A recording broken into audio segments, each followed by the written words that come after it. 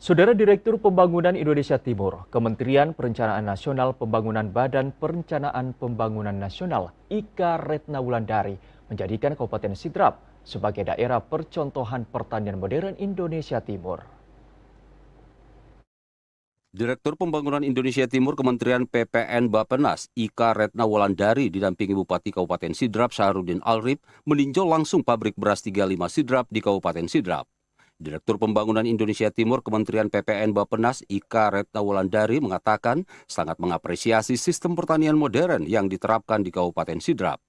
Dengan kemajuan yang telah dicapai di sektor pertanian khususnya beras sehingga layak menjadi daerah percontohan bagi daerah dan provinsi lain di kawasan Indonesia Timur.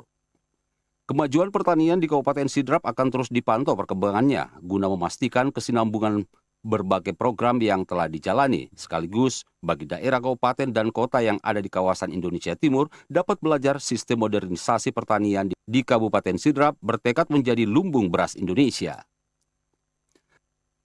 Jadi percontohan juga untuk untuk wilayah timur ya, sebetulnya kalau di Sidrap ini dari penggilingan padinya sudah lebih advance dan mudah-mudahan nanti ke depannya juga yang lain bisa menyusul untuk lebih advance juga.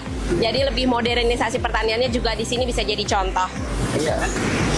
Kita tetap perlu melihat begitu ya, tetapi tentunya harapannya ini pertama yang perlu dilakukan adalah kita perlu melihat kesinambungannya nanti ke depan dan juga memang ini ingin dijadikan contoh Pak gitu ya. Jadi harapannya sih sebetulnya Sidrap bisa menjadi contoh baik bagi daerah-daerah penghasil padi lainnya begitu ya. Sementara itu, Bupati Sidrap Saharudin Alrip menyebutkan keberhasilan Kabupaten Sidrap di sektor pertanian tidak lepas dari berbagai program modernisasi pertanian yang terus digencarkan pemerintah daerah, mulai dari peningkatan pola tanam hingga panen.